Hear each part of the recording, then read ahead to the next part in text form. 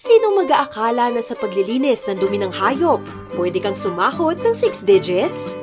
Yan ang kwento ni Edgar Sabandal, isang 29-year-old na OFW mula Balingasag, Misamis Oriental. Kasalukuyan siyang nagtatrabaho bilang dairy farmer sa Dorchester, United Kingdom. Graduate si Edgar ng Business Administration at nakapagtrabaho bilang medical representative sa Pinas noon. Taong 2021 nang hikayatin siya ng dati niyang katrabaho na subukang mag-aral ng dairy farming. May kasama ko sa trabaho dati. May kapatid siya, nandun sa New Zealand. Sabi niya, kasi bata ka pa, pwede mong itry ang dairy farming. Mag-aral ka ng 6 months and then try mo mag-apply. Kasi sabi niya, lalaki ang sahod.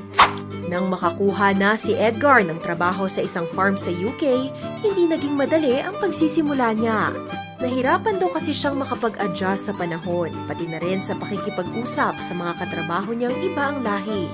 Pagdating ko dito, winter season pa, kaya nag-adjust ako sa weather. And then, pag inuutosan ako, tinatanong ko pa sa mga ibang Pinoy na nauna dito na kasi di ko pa maintindihan. Medyo mahirap, pero ang iniisip ko na lang talaga yung difference ng sahod. Kaya for me, okay lang din naman.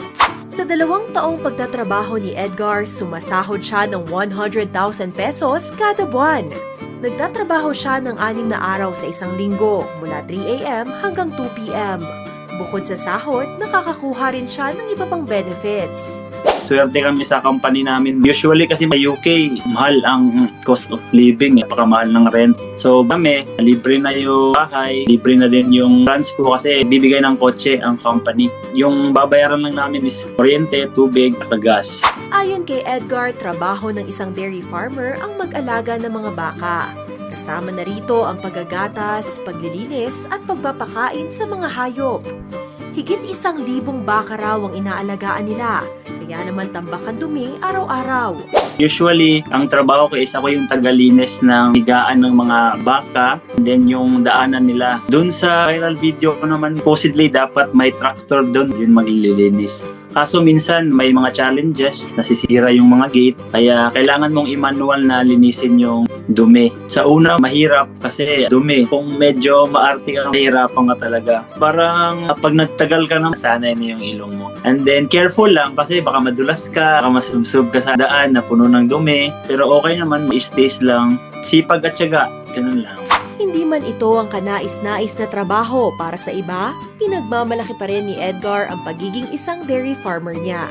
Marami kasi siyang natutunan sa kanyang journey at higit sa lahat, nakakatulong daw ito sa pamilya niya.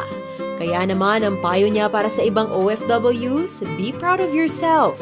Pagdating mo dito, parang gusto mo nang umuwi sa hirap. And then pagdating mo dito, ganito pa yung trabaho mo. Pero remember na bago ka dumating dito, prenay mo yun. Yung ibang sinasabi ng tao naman, hayaan nyo na lang kasi hindi naman sila yung nagtatrabaho. At the end of the day, yung trabaho natin, yun yung nakapag-provide sa sarili natin, nakapag-provide sa family natin. Soon, madami tayong stories to tell.